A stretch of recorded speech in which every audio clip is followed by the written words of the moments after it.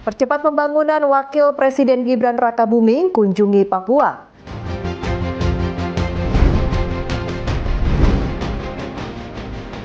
PSSI resmi perkenalkan John Hartman sebagai pelatih Timnas Indonesia.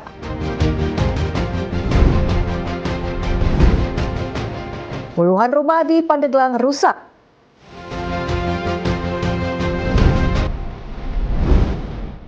Halo, selamat malam pemirsa setia Berita Nasional TV. Senang sekali Berita Nasional Malam kembali hadir menyapa Anda. Selain 3 berita utama tadi, akan ada informasi lainnya dari dunia politik, ekonomi, hingga isu sosial yang sedang hangat diperbincangkan. Bersama saya, Restu Landari.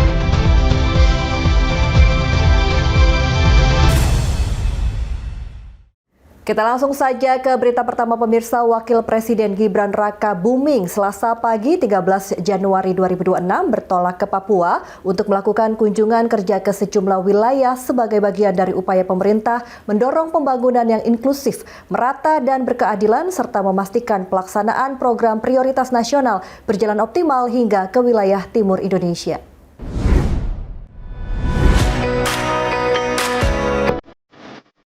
Kunjungan kerja ini dilaksanakan sejalan dengan arahan Presiden Prabowo Subianto yang menekankan pentingnya percepatan pembangunan di tanah Papua secara menyeluruh dan berkeadilan.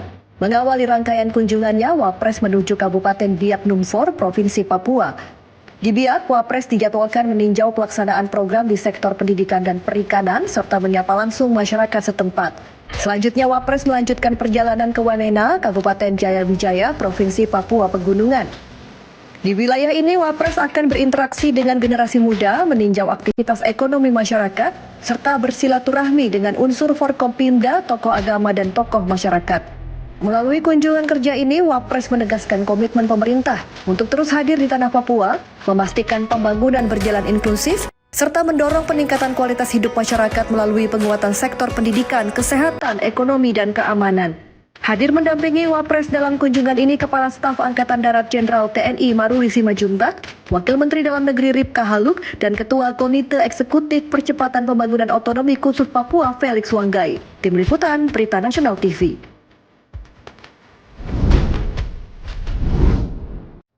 Ya, informasi selanjutnya pemirsa, DPR RI menggelar rapat paripurna ke-11 masa persidangan 3 tahun 2025-2026 pada Selasa pagi tadi. Dan untuk mengetahui informasinya, berikut liputan selengkapnya dari reporter dan juru kamera Isyakan dan Anggada Agung berikut ini.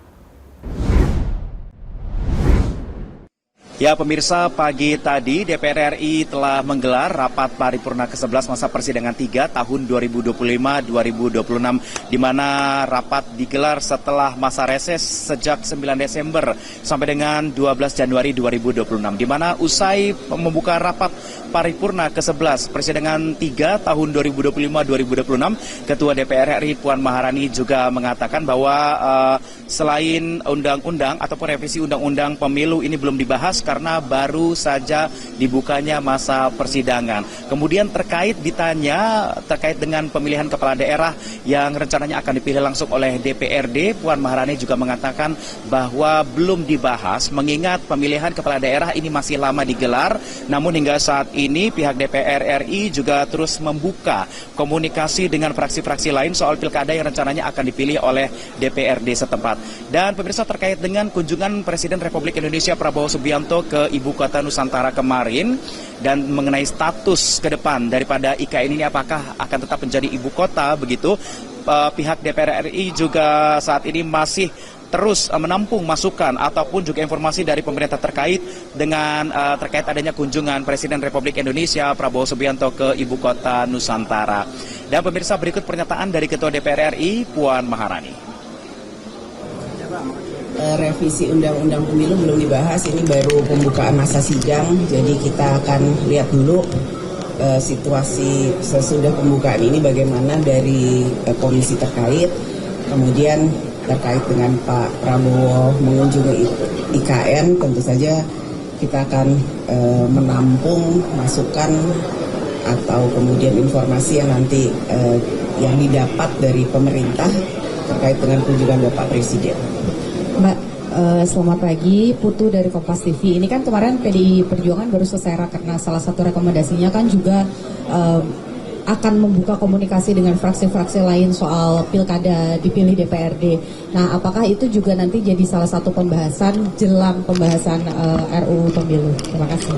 Pasti kita akan selalu membuka komunikasi, ini juga selalu berkomunikasi, jadi komunikasi tidak pernah tertutup, kita selalu terbuka dan selalu berkomunikasi, jadi nggak pernah ada komunikasi yang tertutup, terbuka untuk selalu berkomunikasi. Tapi RUU-nya akan dibahas di masa sidang ini ya, Mbak? Kita lihat lagi nanti bagaimana komunikasinya itu berjalan, karena kan pilkadanya aja masih lama, yang akan berjalan duluan itu nanti kan pileg dan pilpresnya aja belum gitu. Ya pemirsa, rapat paripurna ke-11 masa persidangan 3 tahun 2025-2026. Tadi Puan Maharani juga sempat mengatakan bahwa persidangan pada pagi tadi juga dihadiri oleh 294 anggota dari totalnya 579 anggota yang dihadiri oleh anggota dari seluruh fraksi yang ada di DPR, sehingga ini quorum telah tercapai. Dan agenda hari ini juga setelah agenda rapat paripurna dilanjutkan dengan pelantikan anggota pergantian antar waktu ataupun PAW. Demikian informasi yang dapat kami sampaikan. Ishakan dan Anggada Agung dari Kompleks DPR RI Parlemen Senayan, Jakarta. Ya, selanjutnya pemirsa, Wakil Ketua Komisi 8 DPR RI Abdul Wahid mendorong agar kasus korupsi kuota haji yang menjerat mantan Menteri Agama Yakut Kholil Qomas segera diselesaikan. DPR menyatakan bahwa penetapan KPK semakin kuat karena adanya pelanggaran hukum. DPR RI mengapresiasi Komisi Pemberantasan Korupsi telah menetapkan status tersangka terhadap Yakut Kholil Qomas. Meskipun penetapan kasus tersangka tersebut mundur dari tahun 2024 dan baru sekarang ditetapkan sebagai tersangka. Hal itu disampaikan Wakil Ketua Komisi 8 RI Abdul Wahid saat menghadiri rapat paripurna ke-11 masa persidangan 3 tahun 2025-2026 di DPR RI Senayan, Jakarta, Selasa 13 Januari 2026. Abdul Wahid mengatakan Pansus harus melakukan pendalaman lagi. Kemungkinan tidak hanya terdapat 2 tersangka, tetapi masih ada yang lain. Ya, kalau persoalan kasusnya Menteri Agama yang lalu ya, Gus Yakut, yang sekarang ditangani oleh KPK, pertama saya mengapresiasi dari KPK ya, yang telah menetapkan tersangka. Meskipun ya, ini agak mundur ya kan, dari 2024 sampai sekarang ya baru tersangka. Saya apresiasi lah. Adapun persoalan ini yang saya dengar hanya 2 orang, yaitu sama staf susnya, tapi kayaknya ini perlu ada pendalaman lagi.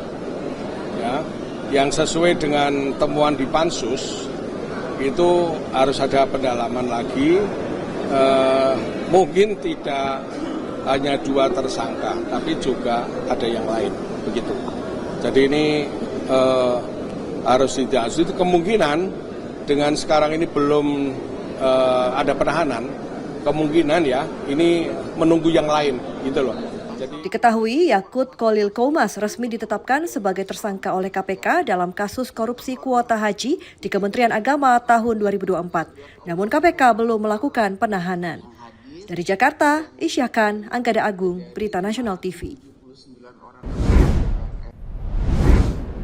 Kita beralih ke informasi lain pemirsa. Ketua Majelis Tinggi Partai Demokrat Susilo Bambang Yudhoyono atau akrab disapa SBY mengatakan partainya bersama Presiden Prabowo Subianto harus menjadi bagian dari solusi dan kemajuan atas segala yang dihadapi bangsa Indonesia. Hal tersebut dirinya ungkapkan sesaat menghadiri puncak Natal Nasional Partai Demokrat. Ketua Majelis Tinggi Partai Demokrat Susilo Bambang Yudhoyono menghadiri perayaan Natal 2025 Partai Demokrat. Acara ini digelar di Hotel Bidakara, Jakarta Selatan. Dalam sambutannya, SBY menyatakan Indonesia memiliki cita-cita yang besar untuk menjadi negara maju pada 2045 mendatang. Namun cita-cita besar itu juga memiliki tantangan. Lebih lanjut, dirinya menekankan bahwa bangsa Indonesia saat ini menghadapi berbagai persoalan besar yang membutuhkan kebersamaan dan tanggung jawab seluruh elemen bangsa. Oleh karena itu SBY mengingatkan agar tidak menambah beban bangsa dengan konflik atau kepentingan sempit. SBY mengatakan partainya bersama Presiden Prabowo Subianto harus menjadi bagian dari solusi dan kemajuan atas segala yang dihadapi bangsa Indonesia. Mari kita melanjutkan pengabdian kita untuk negeri yang sama-sama kita cintai ini. Demokrat bersama Presiden Prabowo harus menjadi bagian dari solusi, bagian dari progres. Sudah banyak masalah yang dihadapi bangsa ini. Jangan ditambah lagi oleh kita semua. Kita tahu cita-cita kita besar. Insya Allah di abad 21 ini Indonesia bisa menjadi negara maju. Tahun 2045 Indonesia bisa menjadi stronger nations. Tetapi tantangannya tidak ringan, tantangannya berat. But seberat apapun selalu ada solusi. Demokrat harus yakin bahwa kita dengan kebersamaan, dengan visi bersama, dengan kepemimpinan yang efektif bisa membangun hari esok yang lebih. Acara Natal Nasional Partai Demokrat ini berlangsung hikmat dan penuh kehangatan, sekaligus menjadi momentum refleksi dan penguatan komitmen kader dalam mendukung persatuan, toleransi, dan pembangunan nasional. Dari Jakarta, Galuh Anggara, Iqbal Taufik, Berita Nasional TV. PSSI resmi perkenalkan John Hartman sebagai pelatih Timnas Indonesia. Informasi selengkapnya usai jeda, Berita Nasional Malam segera kembali.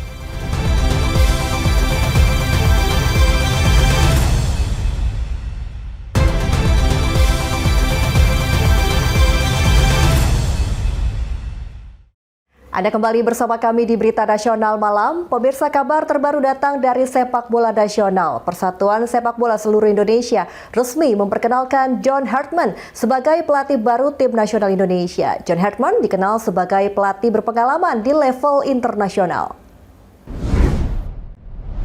Ya pemirsa, kabar terbaru datang dari sepak bola nasional di mana Persatuan Sepak Bola Seluruh Indonesia telah resmi memperkenalkan John Hartman sebagai pelatih Tim Nasional Indonesia yang baru. Di mana John Hartman ini dikenal sebagai pelatih berpengalaman di level internasional, di mana sebelumnya John Hartman ini pelatih dari Timnas Kanada dan berhasil membawa Timnas Kanada lolos ke Piala Dunia pada tahun 2022, di mana sebelumnya Kanada ini absen selama 36 tahun lamanya. Di bawah bimbingannya, Timnas Putra Kanada ini mencapai peringkat FIFA terbaik sepanjang sejarah, yakni berada di peringkat ke-33, dan untuk tim putrinya ini ada di peringkat keempat di dunia. Melalui perkenalan yang dilakukan oleh PSSI terhadap John Hartman kepada awak media di Hotel Mulia Senayan, Jakarta Pusat pada Selasa 13 Januari 2025, PSSI mengatakan bahwa John Hartman ini membawa pelatih asisten dari luar negeri sebanyak 2 orang. PSSI juga menyampaikan bahwa John Hartman ini akan bertugas selama 2 musim terlebih dahulu di Timnas Indonesia. Jika berhasil dan memenuhi target, maka PSSI akan memperpanjang kontraknya selama 2 musim lagi.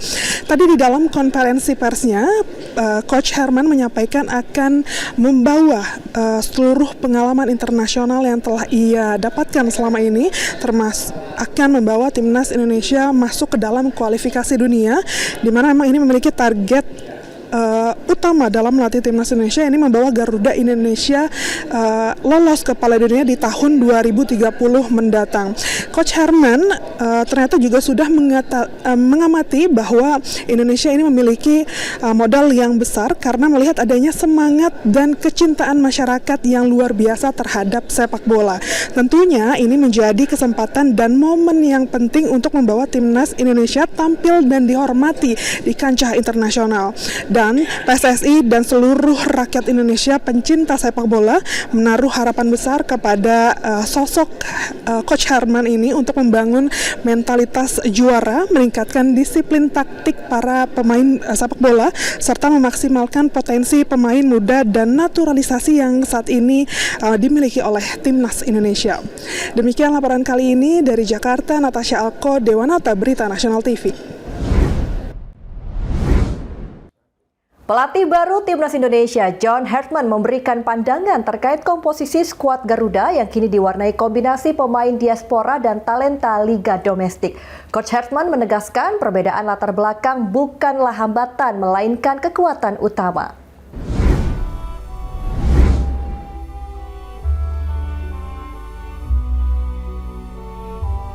Pelatih Timnas Indonesia John Hartman menyatakan dalam proses pemilihan dan penyatuan tim dirinya sama sekali tidak membedakan asal-usul pemain.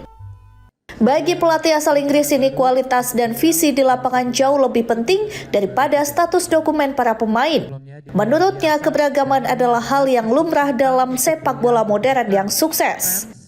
Hartman mengaku proyek besar di Timnas Indonesia bukan sekedar soal memenangkan pertandingan, melainkan membangun fondasi keberlanjutan bagi masa depan sepak bola tanah air. Experience of adapting to different cultures, football cultures, social cultures, it's part of the experience of living, understanding, breathing the culture. So I've traveled with my wife, my daughter, my son. Dr. Milan have traveled with me to different countries to experience football, but the people. And I think this is a major part of the experience here in Indonesia. To breathe with the fans, to understand what it really means to the people. And I think that's a starting point. You have to feel the fabric of the country. And on feeling it, you understand it. And from understanding it, you can now build the football culture internally in the locker room. You know what to fight for. Dari Jakarta, Natasha Alko, Dewananta, Berita Nasional TV. Usai resmi memimpin Timnas Indonesia, pelatih asal Inggris John Hartman menyebut akan menyambangi para pemain skuad Garuda di akhir Januari. Ia mengaku telah berkomunikasi dengan kapten Timnas dan beberapa pemain senior. Ia berharap dapat bertemu langsung dengan pemain lainnya. Football cultures, social cultures, Dalam konferensi pers perdananya, pelatih Timnas Indonesia John Hartman mengungkap akan menargetkan 2 turnamen besar seperti Piala AFF 2026 dan Piala Asia 2027. Hal ini menjadi langkah strategis untuk meningkatkan skill dan kemampuan pemain, baik itu diaspora maupun pemain lokal. Oleh karena itu, ia berencana menjalin komunikasi personal untuk menilai dan mendapatkan perspektif serta motivasi para pemain dalam bertanding. Dalam perkenalannya bersama PSSI, John Hartman terlihat satu asisten pelatih yang mendampinginya, yaitu Cesar Meilan.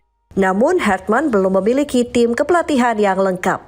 Dari Jakarta, Natasha Alko, Mahendra Dewananta, Berita Nasional TV. Kita beralih ke informasi lain pemirsa. Hujan deras yang mengguyur Jabodetabek sejak Minggu 12 Januari menyebabkan sejumlah ruas jalan arteri terendam banjir. Kondisi ini membuat aktivitas warga terganggu, terutama pengendara sepeda motor yang tak bisa melintasi jalur biasa. Untuk mengantisipasi risiko dan demi keselamatan, polisi mengambil langkah diskresi dengan mengizinkan ratusan pemotor melintasi jalan tol dengan pengawalan petugas. Banjir merendam sejumlah jalan arteri di wilayah Bekasi dan Jakarta Utara akibat curah hujan tinggi yang terjadi sejak dini hari. Genangan air setinggi lutut orang dewasa membuat kendaraan roda 2 tidak dapat melintas sehingga banyak pemotor terpaksa berhenti dan menunggu arahan petugas. Melihat kondisi tersebut, Ditlantas Polda Metro Jaya bersama Korlantas Polri melakukan rekayasa lalu lintas dengan memberikan izin khusus bagi pemotor untuk melintasi ruas jalan tol. Ratusan pemotor diarahkan masuk melalui gerbang tol Tarumajaya Bekasi dan dikawal oleh petugas patroli jalan raya hingga keluar di gerbang tol Semper Jakarta Utara. Langkah ini dilakukan sebagai upaya darurat agar pemotor tetap dapat melanjutkan perjalanan dengan aman mengingat jalur alternatif lain juga terendam banjir. Tim Liputan, Berita Nasional TV. Puluhan rumah di Pandeglang rusak akibat angin puting beliung. Informasi selengkapnya usai jeda. Berita Nasional Malam segera kembali.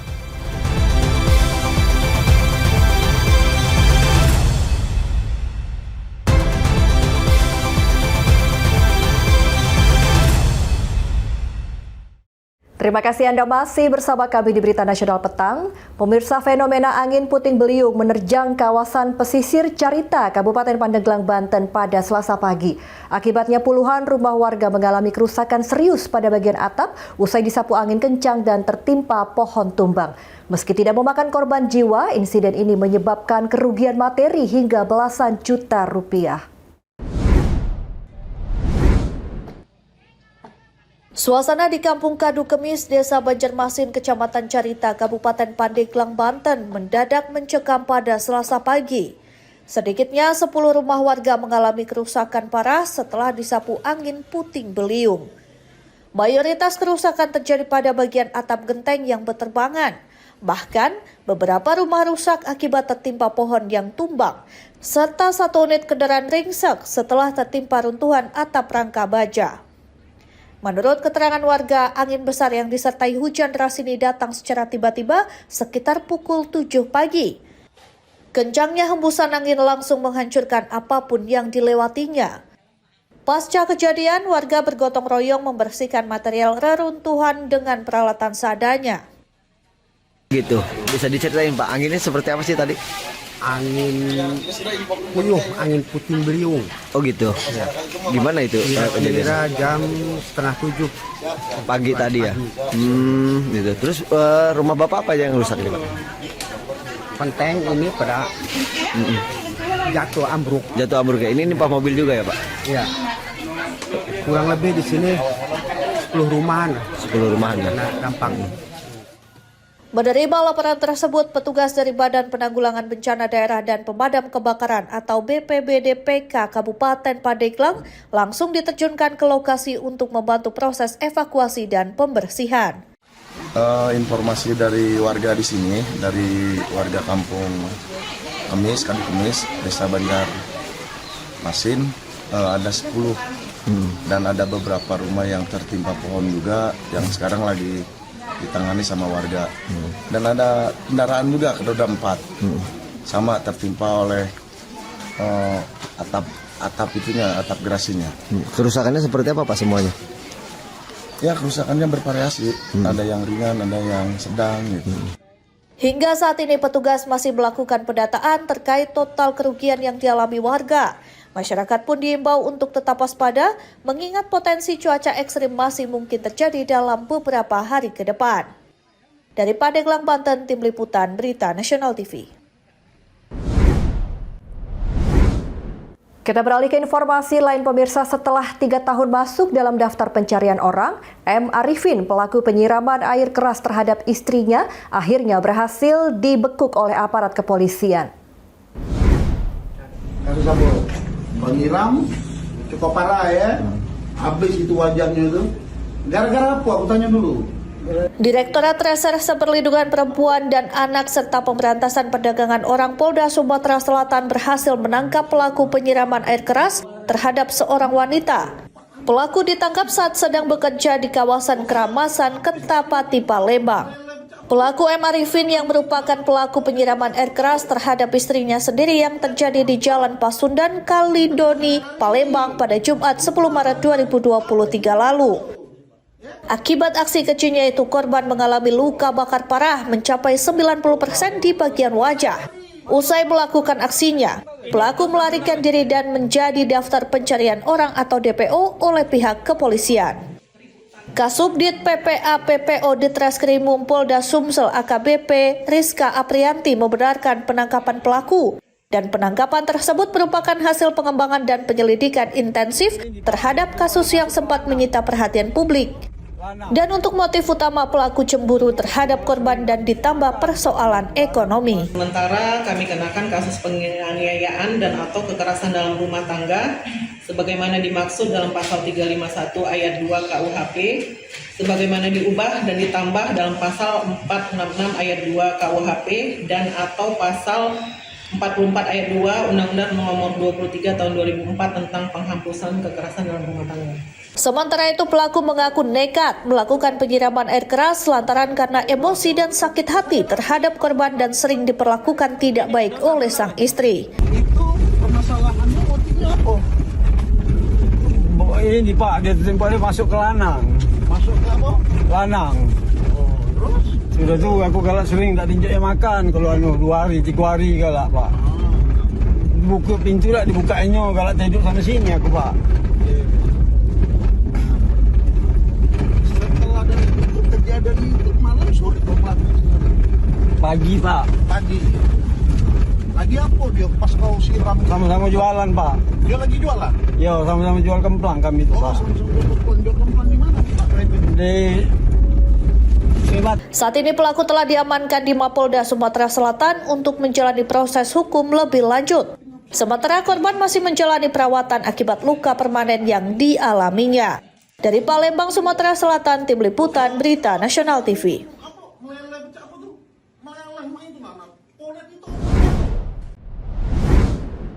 Pemirsa, informasi selanjutnya, polisi berhasil mengungkap upaya penyelundupan 122 kg sabu-sabu yang dilakukan 3 orang pria dari Aceh menuju Jakarta dengan kamuflase 8 ton jengkol di Pelabuhan Bakahuni, Lampung. Mirisnya 2 pelaku merupakan korban bencana banjir Aceh yang nekat menjadi kurir sabu karena dijanjikan upah 10 juta rupiah dan perbaikan rumah yang rusak diterjang banjir. Polres Lampung Selatan berhasil mengungkap penyelundupan 122,5 kg sabu-sabu dari Aceh menuju Pasar Induk Ramadjati, Jakarta di areal Seaport Interdiction Pelabuhan Bakauheni, Lampung pada akhir Desember 2025 lalu.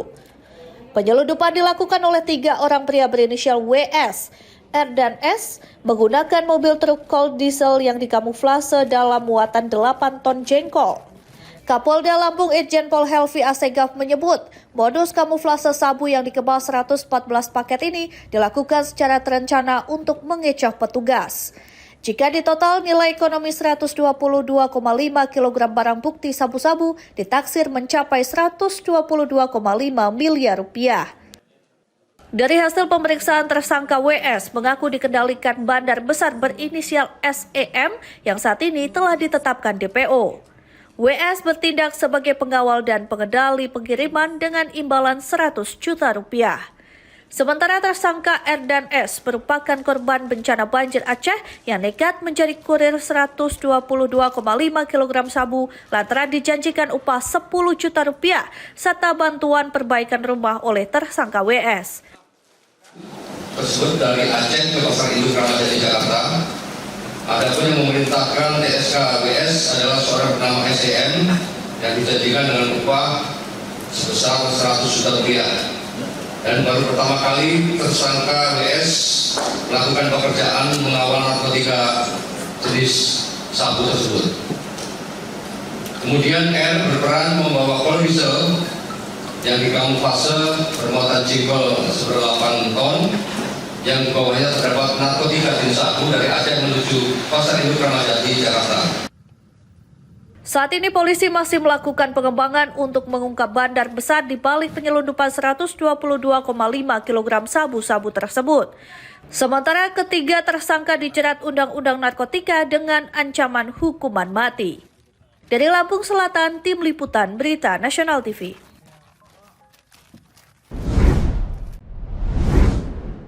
Ya, informasi selanjutnya pemirsa, aksi cabul seorang pria warga negara asing terhadap seorang wanita di Taman Literasi Blok M Kebayoran Baru, Jakarta Selatan viral di media sosial. Pelaku diduga melakukan aksinya agar bisa dideportasi ke negaranya.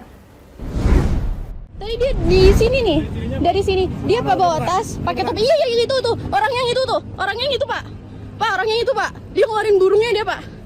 Pelecehan seksual terhadap seorang wanita saat berkunjung ke Taman Literasi Blok M Kebayoran Baru, Jakarta Selatan viral di media sosial.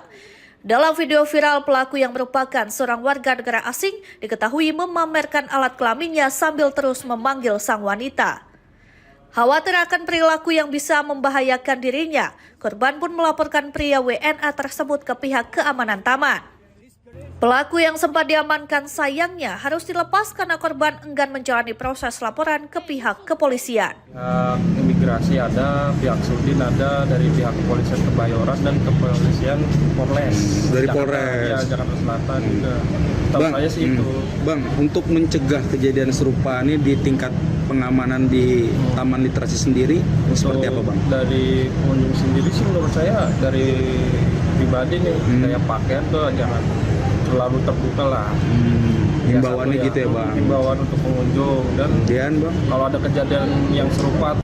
Untuk mengantisipasi kejadian serupa, pihak keamanan Taman Literasi menghimbau agar para pengunjung wanita tidak mengenakan pakaian yang terlalu terbuka dan segera melapor ke pihak keamanan jika menemukan tindak kejahatan. Dari Jakarta, Tim Liputan Berita Nasional TV.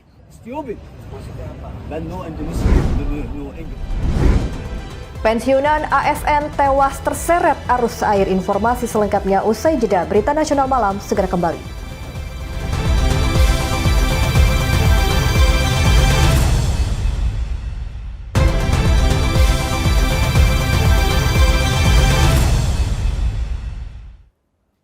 Ya pemirsa, terima kasih Anda masih bersama kami di Berita Nasional Malam. Pemirsa, nasib mengenaskan dialami seorang pensiunan ASN di Kabupaten Buleleng, Bali. Di tengah guyuran hujan, korban tertabrak mobil dan terpental masuk ke dalam selokan berarus deras hingga terseret menuju perairan laut. Setelah dilakukan pencarian, tim SAR gabungan akhirnya menemukan korban dalam kondisi tidak bernyawa di muara Pantai Lingga, Singaraja.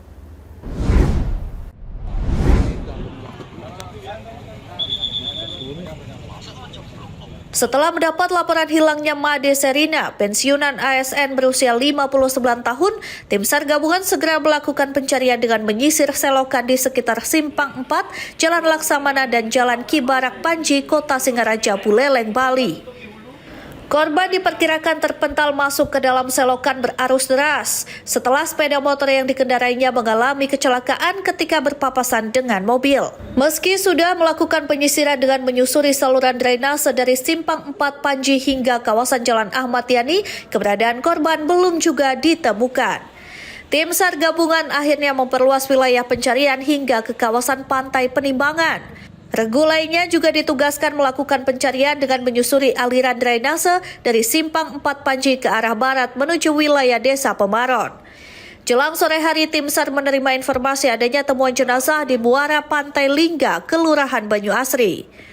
Lokasi penemuan jenazah berjarak sekitar 1,5 km dari titik awal korban dinyatakan hilang. Koordinasi Polsar Buleleng kemudian memastikan jenazah yang ditemukan tersebut merupakan korban Made Serina dengan melakukan identifikasi melibatkan pihak keluarga. Setelah melihat langsung kondisi jenazah, pihak keluarga meyakini itu adalah korban yang hilang. Usai evakuasi, jenazah korban kemudian diserahkan kepada pihak keluarga untuk dibawa ke rumah duka di Desa Bubunan, Kecamatan Seririt, Buleleng. Aliran sungai atau aliran air atas nama Bapak Serina, umur 59 dengan alamat Desa Bubunan. Dapat kami laporkan upaya-upaya pencarian dari siang hari sampai sore hari ini. Ada 2 jalur aliran sungai, yang satu arah ke utara dan satu arah ke barat. Kami upayakan dengan tim SAR gabungan melaksanakan ke arah dari LKM menuju utara aliran sungai sampai ke muara Pantai Penimbangan dengan pencarian masih nihil. Selanjutnya dengan pencarian arah ke barat dengan tim SAR gabungan sementara masih nihil. Pada pukul 16.50 ada informasi masuk dari masyarakat bahwa target ditemukan di pantai Lingga dekat muara, antara muara dan pantai. Kami telusuri bahwa informasi tersebut bahwa target memang benar-benar sudah ditemukan di Pantai Lingga dalam kondisi. Korban diduga kuat terseret arus selokan hingga masuk ke perairan laut sebelum akhirnya ditemukan di muara Pantai Lingga. Kemungkinan korban sempat terbawa arus ke laut karena hilir dari lokasi kejadian mengarah ke Pantai Perimbangan dan sekitarnya. Dari Bali, Tim Liputan Berita Nasional TV.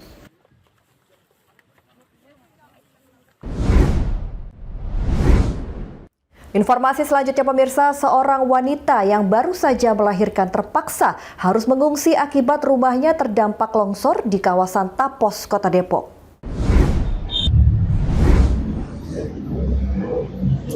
Beginilah kondisi jalan yang merupakan akses jalan warga Kampung Nyensle, Tapos, Kota Depok. Terdapat 2 rumah warga terdampak hingga halaman depannya tergerus longsor akibat diguyur hujan, diantaranya rumah seorang wanita yang baru saja melahirkan. Ibu bersama bayinya ini terpaksa harus mengungsi ke rumah keluarganya karena rumah yang ditempatinya mengalami kerusakan. Menurut Lurah Cilangkap Galih Catur Prasatya, akses jalan warga yang longsor ini sepanjang 25 meter dengan tinggi 4 meter. Ini merupakan longsor susulan dari longsor sebelumnya di lokasi yang sama akibat curah hujan dan intensitas tinggi. Longsor berdasarkan laporan Ketua RW 1 Kampung Nyensle Cilangkap. Untuk mungkin tinggi sama panjangnya. Kira-kira itu ukurannya tingginya sekitar 4 meter, kemudian panjangnya ada kurang lebih 25 meter.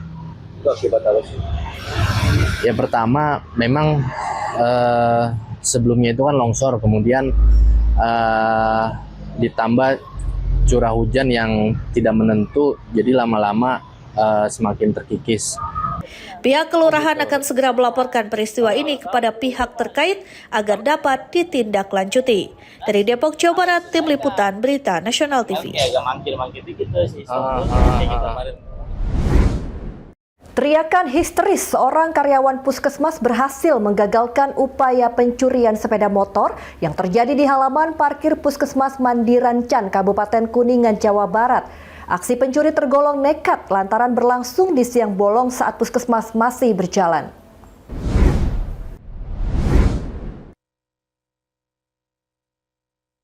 Sebuah rekaman CCTV memperlihatkan 2 orang tak dikenal tengah melancarkan aksi pencurian sepeda motor di halaman parkir Puskesmas Mandirancan, Kabupaten Kuningan, Jawa Barat pada Senin siang. Dalam aksinya, 2 orang tak dikenal tersebut membagi tugas. 1 orang sebagai eksekutor dengan menggunakan kunci letter T yang sudah disiapkan, sedangkan 1 orang lagi memantau keadaan. Aksi 2 kawanan pencuri tersebut tergolong nekat, lantaran berlangsung saat aktivitas puskesmas masih berlangsung. Beruntung upaya pencurian gagal setelah aksinya diketahui seorang karyawan puskesmas yang tak sengaja melihat gerak-gerik mencurigakan melalui monitor CCTV. Merasa ada yang tidak beres, karyawan tersebut bergegas lari keluar kantor sambil berteriak histeris. Kedua kawanan maling motor pun langsung kabur terbirit-birit. Iya, di dalam. Gimana teh? Saya kan lagi entry CKG ya. Terus di samping komputer tuh ada monitor CCTV. Jadi kebetulan kan saya rehat dulu lah gitu ya. Jadi otomatis saya menengok ke monitor CCTV gitu. Ternyata udah 2 orang itu sudah ada di depan motor saya gitu. Untuk mengantisipasi adanya kejadian serupa berulang, pihak puskesmas kini menerapkan area parkir khusus untuk karyawan serta menambah seorang personil yang bertugas sebagai keamanan. Mengingat aksi pencurian motor milik karyawan Puskesmas Mandirancan pernah terjadi pada tahun 2020. Kebetulan kejadian yang kemarin itu sudah 2 kali dengan yang kemarin ya. Yang pertama itu pada tahun 2020. Itu juga kebetulan punya karyawan kita. Nah kalau yang tahun 2020 itu sudah terjadi ya pencuriannya, sehingga barang sepeda motor itu sudah dibawa pencuri. Kalau untuk saat yang kemarin itu percobaan pencurian. Rencana kita tindak lanjutnya yaitu pertama diusahakan untuk kendaraan karyawan kita alokasikan ke belakang, yaitu di lokasi parkiran depan Ponen. Sementara itu, pihak Puskesmas telah melaporkan adanya percobaan pencurian sepeda motor ke Polsek setempat. Dari Kuningan, Jawa Barat, Tim Liputan Berita Nasional TV. Seorang pemuda berusia 21 tahun diringkus aparat kepolisian setelah melakukan penganiayaan brutal terhadap seorang kakek di halaman parkir sebuah minimarket di kawasan Cibiru, Kota Bandung. Insiden yang dipicu perselisihan saat berbelanja ini mengakibatkan korban meninggal dunia setelah sempat mendapatkan perawatan medis di rumah sakit.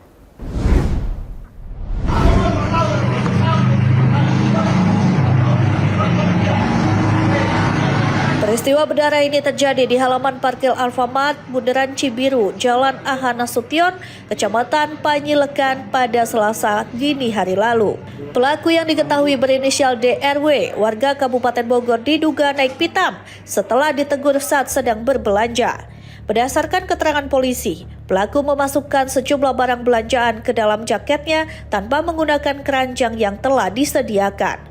Korban bernama Dededi, pria berusia 62 tahun, mengalami luka serius di bagian kepala dan tubuh akibat serangan membabi buta dari pelaku. Korban sempat ditemukan dalam kondisi tidak sadarkan diri sebelum akhirnya dilarikan oleh warga sekitar ke Rumah Sakit Umum Daerah Ujung Berung. Namun sayang, nyawa korban tidak tertolong dan dinyatakan meninggal dunia oleh tim medis. Kepala Bidang Humas Polda Jawa Barat Kombes Pol Hendra Rohmawan mengonfirmasi bahwa pelaku saat ini sudah diamankan di Mapolrestabes Bandung untuk pemeriksaan lebih lanjut.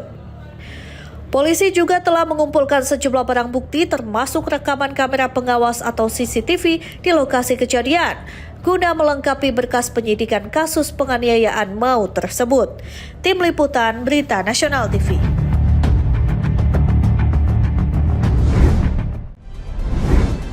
Pemirsa, tetaplah bersama kami karena usai jeda masih ada informasi menarik lainnya di Berita Nasional Malam.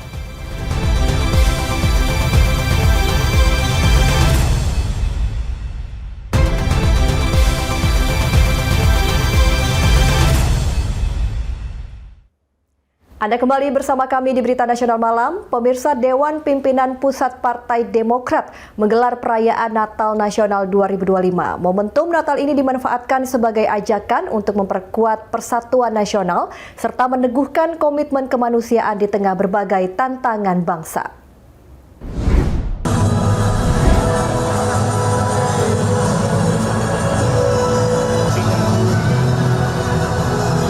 Ketua Umum Partai Demokrat Agus Harimurti Yudhoyono dalam sambutannya yang disampaikan melalui tayangan video mengajak seluruh kader dan masyarakat Indonesia untuk bersatu melampaui perbedaan.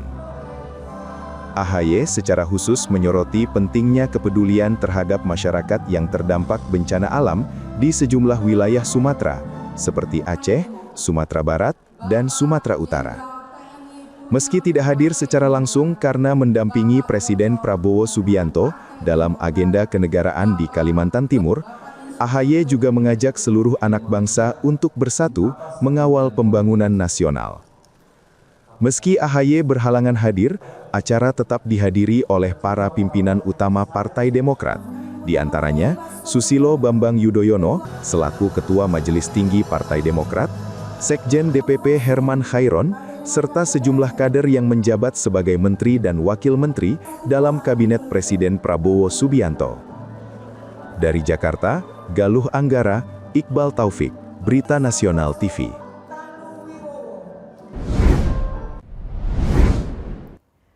Sekretaris Jenderal Partai Demokrat Herman Khairon menegaskan bahwa perayaan Natal Nasional Partai Demokrat menjadi momentum penting untuk membangun semangat persatuan, kebersamaan, serta kepedulian sosial demi kemajuan bangsa dan negara. Hal tersebut disampaikannya saat diwawancarai di sela-sela acara Natal Nasional yang digelar di Hotel Bidakara, Jakarta Selatan.